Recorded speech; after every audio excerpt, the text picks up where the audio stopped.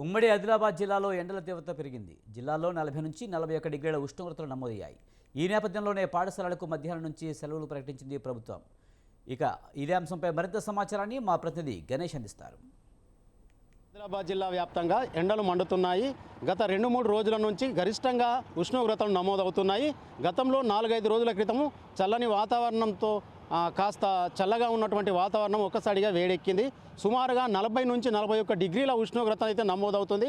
గతంలో చూసినట్టయితే దాదాపుగా ప్రతి సంవత్సరం ఏప్రిల్ మాసం నుంచి ఈ ఉష్ణోగ్రతలు అధికంగా ఉండేవి. కానీ ఈ సంవత్సరం మాత్రం వాతావరణ మార్పు వల్ల ఈ ఉమ్మడి జిల్లా వ్యాప్తంగా కొంత ఇప్పుడే ఈ మార్చి నెల నుంచే గరిష్టంగా ఉష్ణోగ్రతలు అనేటువంటి నమోదవుతున్నాయని చెప్పుకోవచ్చు.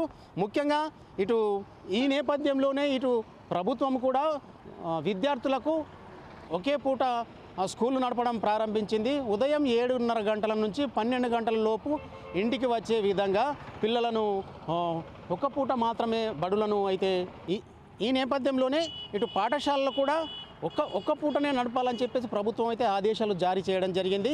ఉదయం 7:30 నుంచి మధ్యాహ్నం 12 గంటల వరకు పిల్లలందరూ ఇంటికి వచ్చే విధంగా పాఠశాలలు అయితే ఒకే పూట నడపడం అనేటువంటి చేపట్టింది.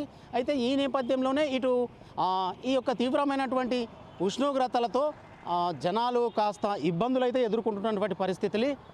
ముఖ్యంగా ఇటు ప్రయాణం చేసేవాళ్ళు కావచ్చు, ఇతరత్ర ఇటు వేరే ఇతర పనులకు వెళ్ళేటువంటి వారు కావచ్చు, ఇటు ఎండకు తీవ్రమైనటువంటి ఇబ్బందులు అయితే ఎదుర్కోవాల్సి వస్తుంది. ముఖ్యంగా గత సంవత్సరంలో ఏప్రిల్ నెల నుంచి అధికంగా ఉష్ణోగ్రతలు ఉండేవి. కానీ ఈ సంవత్సరం మాత్రము ఇటు మార్చి నెల నుంచే ఉష్ణోగ్రతలు అధికంగా ఉంటాయని చెప్పేసి నిపుణులు అయితే చెప్తున్నారు. ఈ వాతావరణ మార్పుల వల్ల కాస్త ఈ మార్చి నెల నుంచే ఉష్ణోగ్రతలు ఇటు 40 నుంచి 42 డిగ్రీల ఉష్ణోగ్రతలు అయితే నమోదవుతున్నాయి. మళ్ళీ ఇంకా రాబో రోజులలో అధిక ఉష్ణోగ్రతలు నమోదవుతాయని చెప్పేసి వాతావరణ శాఖ నిపుణులు అయితే చెప్తున్నటువంటి పరిస్థితి. ఈ నేపథ్యంలోనే ప్రజలందరూ కూడా ఇటు మధ్యాహ్నం వేళలో చెట్ల కింద కానీ ఇళ్లలో ఉంటే మంచిదని చెప్పి సూచిస్తున్నటువంటి పరిస్థితి. వాటరు అధికంగా త్రాగితే బాగుంటుంది. పళ్ళ రసాలు ఈ యొక్క మంచినీరుని ఎక్కువగా తీసుకుంటే బాగుంటుందని చెప్పేసి వైద్యులైతే చూపెడుతున్న పరిస్థితి. ఈ అధిక ఉష్ణోగ్రతలతోని భూగర్భ జలాలు కూడా కాస్త అడుగంటడం జరిగింది. కొన్ని గ్రామాల్లో అయితే ఇప్పుడే త్రాగునీటి ఎద్దడి సమస్యలు అయితే మొదలైనాయి.